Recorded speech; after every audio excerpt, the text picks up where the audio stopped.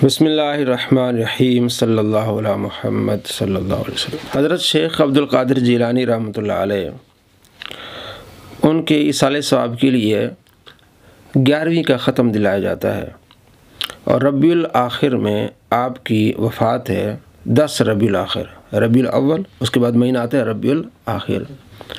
तो आप रज़ियल्लाहु तआला अन्हु के इसाले सवाब के लिए 11वीं का ख़त्म दिलाया जाता है, जिसे बड़ी 11वीं कहते हैं। इसलिए कहते हैं कि इस महीने में आप अल्लाह को प्यारे हुए थे। इस पर बहुत सारे लोग एतराज़ात करते हैं कि 11वीं कहाँ लिखा हुआ है। असल में 11वीं इसाले सवाब का नाम है और कुरान और हदीस से इसाले सवाब साबित है। आप नाम 11वीं रख लें, आप 9वां रख लें, तीजा रख लें, आप इसाले सवाब रख लें, आप कुछ भी रख लें। और ये इसाले सवाब ऐसी चीज़ थी जिस पर उम्मत का इजमा था, लेकिन चूँकि ये अहले सुन्नत की अब खुसूसियत बन गई है तो दूसरे जो लोग हैं अहले सुन्नत पर बेजा एतराज़ात करते हैं। जनाब तीजा कहाँ लिखा हुआ है, जनाब 9वां कहाँ लिखा हुआ है, जनाब 40वां कहाँ लिखा हुआ है, जनाब 11वीं का। ये सारी चीज़ें इसाले सवाब हैं, सवाब पहुँचाने का तरीका है। आप दिन कोई भी आप मखसूस कर लें, शरीयत ने मखसूस नहीं की है।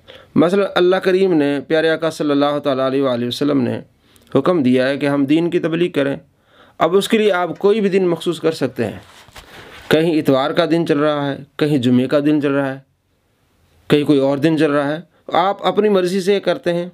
बहुत सारे जो एतराज़ात करने वाले वो भी अपनी मर्ज़ी से करते हैं। पहले आइए हम आपको कुरान और हदीस से इसाले सवाब के सबूत बताते हैं कि इसाले सवाब करना कुरान से साबित है और अहादीस से साबित है। फिर मैं आपको बताऊंगा जो एतराज़ात करते हैं उनके बड़ों ने इन इसाले सवाब को जायज़ लिखा है। कुरान मजीद फुरकान हमीद सूरह हश्र में अल्लाह करीम फरमाता है, रब्बना इग़फ़िर लना व लिइख़वानिना अल्लज़ीना सबक़ूना बिल ईमान।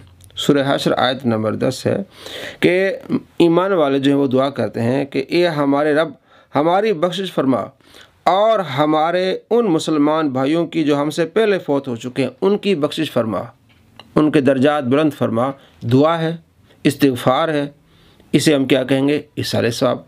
अब दुआ भी इसाले सवाब है, इस्तिग़फ़ार भी इसाले सवाब है, कोई चीज़ अल्लाह की राह में ख़र्च करना ये भी इसाले सवाब है, पानी के लिए कुआँ खुदवाना ये भी इसाले सवाब है। बुखारी शरीफ में हदीस है, हदीस नंबर है 2762। हज़रत अब्दुल्लाह बिन अब्बास रज़ियल्लाहु तआला अन्हुमा रिवायत करते हैं कि हज़रत साद बिन उबादा रज़ियल्लाहु तआला अन्हु की वालिदा फ़ौत हो गई। आप वहाँ मौजूद नहीं थे जब आप तशरीफ़ लाए। अर्ज़ किया रसूलुल्लाह सल्लल्लाहु अलैहि वसल्लम मेरी वालिदा फ़ौत हो गई हैं, अगर वो ज़िंदा, अगर उन्हें कुछ टाइम मिलता तो सदका खैरात की वसीयत कर जाती। अगर मैं उनकी इस तरफ से सदका खैरात करूँ तो क्या उन्हें फ़ायदा होगा? आप अलैहिस्सलाम ने फरमाया हाँ फ़ायदा होगा। तो अर्ज़ किया रसूलुल्लाह आप गवाह हो जाएँ, मैंने अपना फलों वाला बाग अपनी वालिदा की तरफ से सदका कर दिया। पूरा फलों का बाग अपनी वालिदा के इसाले सवाब कर दिया। अब आप तो एक ट्रे करते हैं, थोड़े से फल करते हैं, तो इस पर लोग इतराज़ करते हैं। इस सहाबी ने पूरा बाग जो है अपनी वालिदा के लिए इसाले सवाब के लिए खैरात कर दिया। और मुस्लिम शरीफ में हदीस है 4219, उसका बाब बाबो वसूली सवाबी सदक़ात, मैयत को सदक़ात का इसाले सवाब, पूरा एक बाब है, मैयत को इसाले सवाब का एक बाब है। हज़रत अबू हुरैरा रज़ियल्लाहु तआला बयान करते हैं कि एक शख्स आप सल्लल्लाहु तआला अलैहि वसल्लम से अर्ज़ की कि मेरे वालिद फ़ौत हो गए हैं, उन्होंने माल छोड़ा है और वसीयत नहीं की, अगर मैं उनकी तरफ से सदका करूं तो क्या उनके गुनाहों का कफ़ारा अदा हो जाएगा? वाले साहब फ़ौत हो गए, मैं उनकी तरफ से सदका करूं तो क्या उनके गुनाहों का कफ़ारा अदा हो जाएगा? मुस्लिम शरीफ 4219। आप अलैहिस्सलाम फरमाया हाँ, तुम उनकी तरफ से सदका करोगे तो उनके गुनाहों का कफ़ारा हो जाएगा।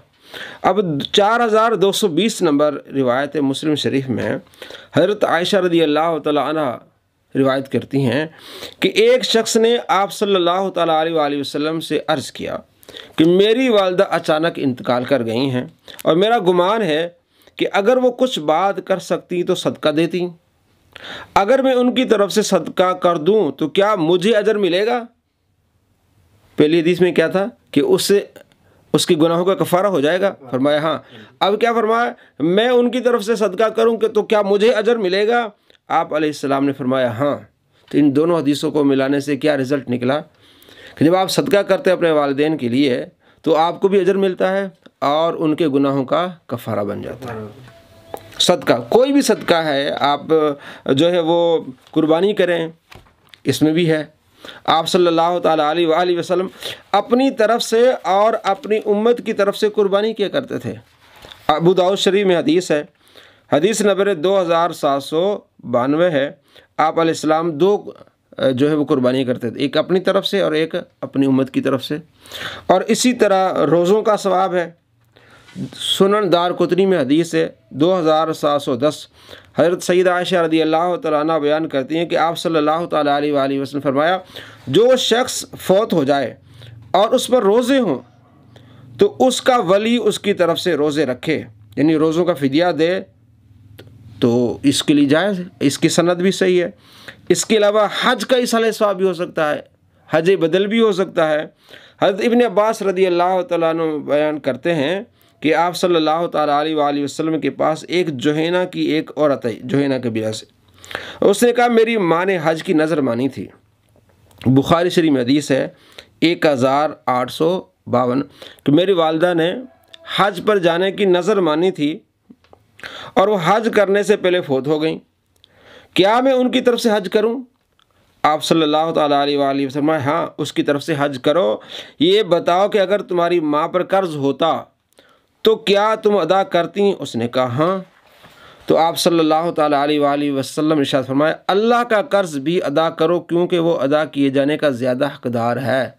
तो मालूम हुआ हज में क्या होता है, नमाज़ें हैं, अज़कार है, तो ये सारा जब करेगा या कोई करेगी तो उसके वालिद को या उसकी वालदा को, जिसकी नियत करेगा उसको भी मिलेगा, उसे भी मिलेगा, आपको भी मिलेगा, और जिसके लिए आप करें बिल्कुल आपके गुनाहों का भी कफ़ारा होगा और उनके।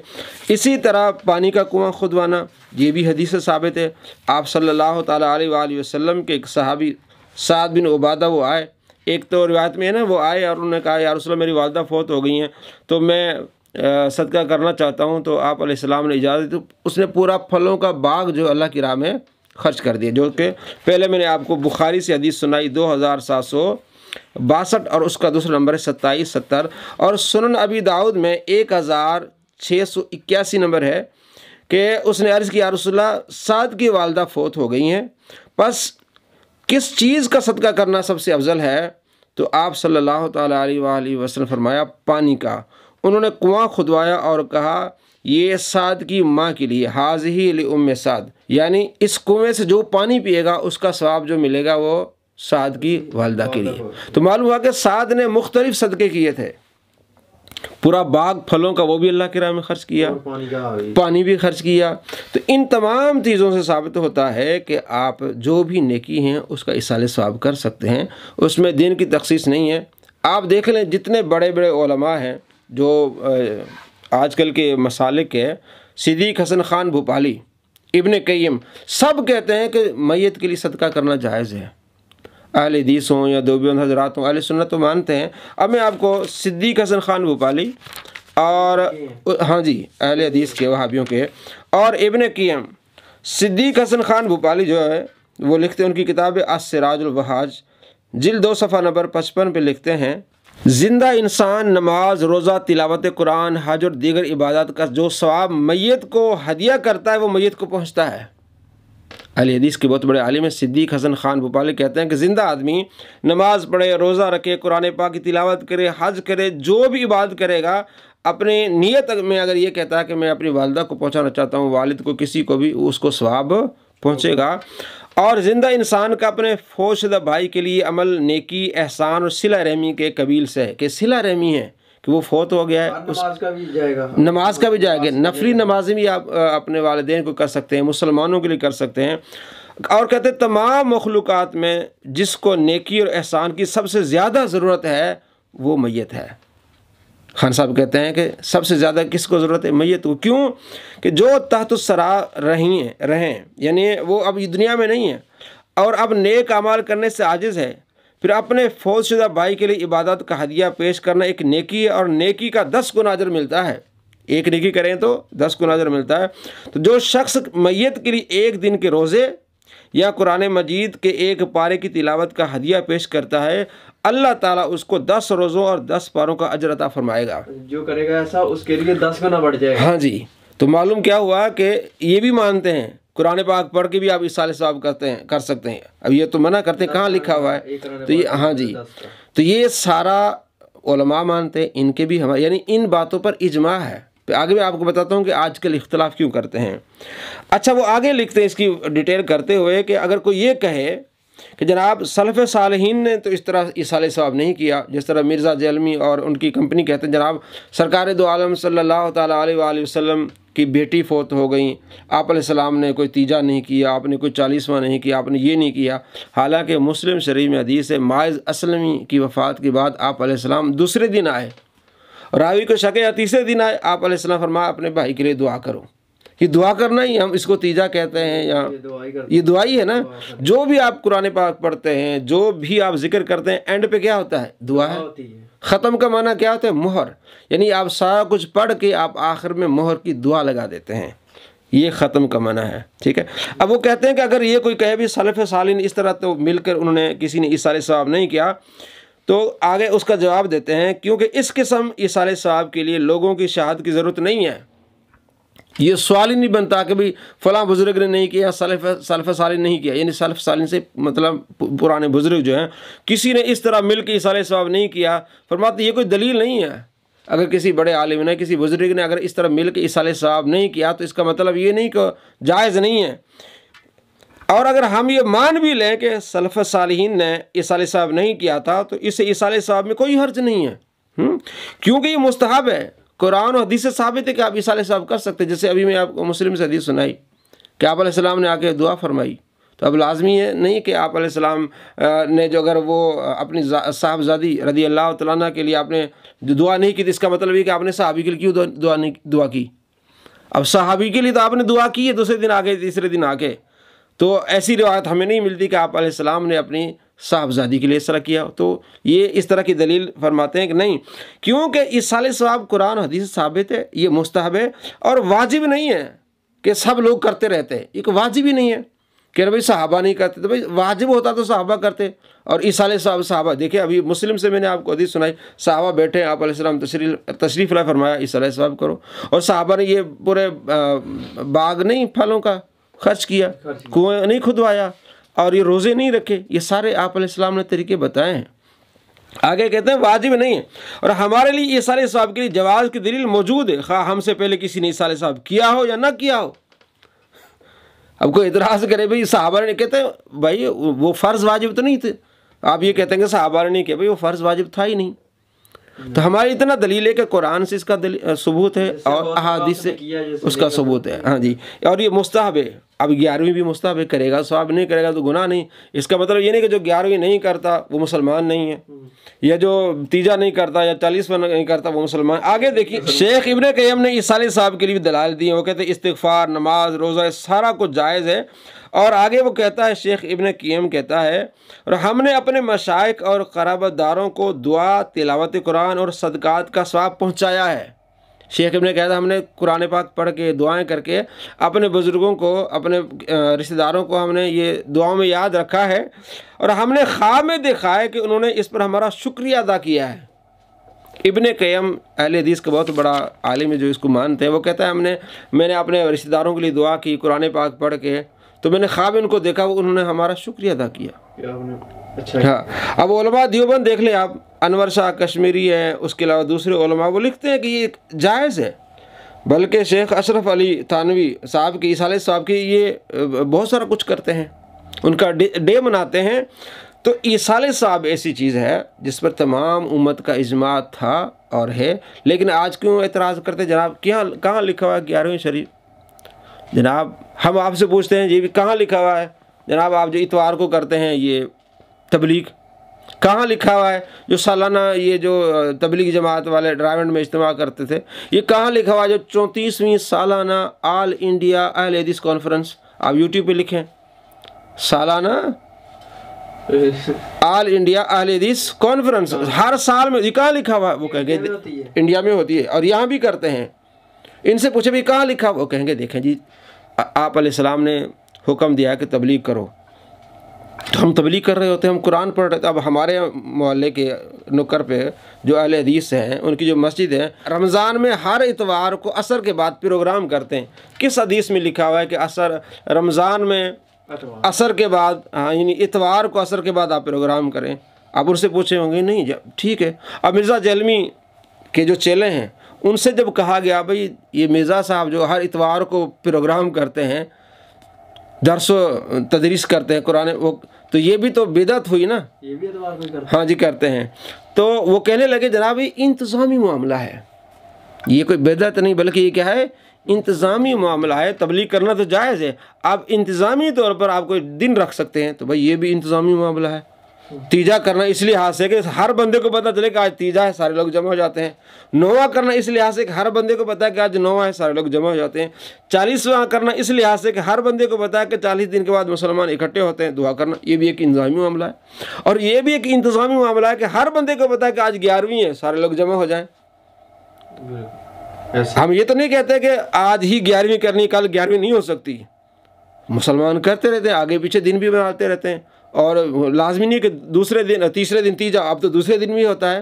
तो दिन मखसूस करना आपकी अपनी मर्ज़ी। आप नफिल आप जो है वो आप दुरूद पाक पढ़ें, 4 दोस्त मिल के आप कहेंगे हमने जो शाम को जो है ना 6 बजे आधे घंटे के लिए हमें दुरूद पाक पढ़ना है, तो अल्लाह ने दुरूद सलाम का हुक्म दिया। आप कोई भी दिन रख सकते हैं, कोई भी वक्त रख सकते हैं।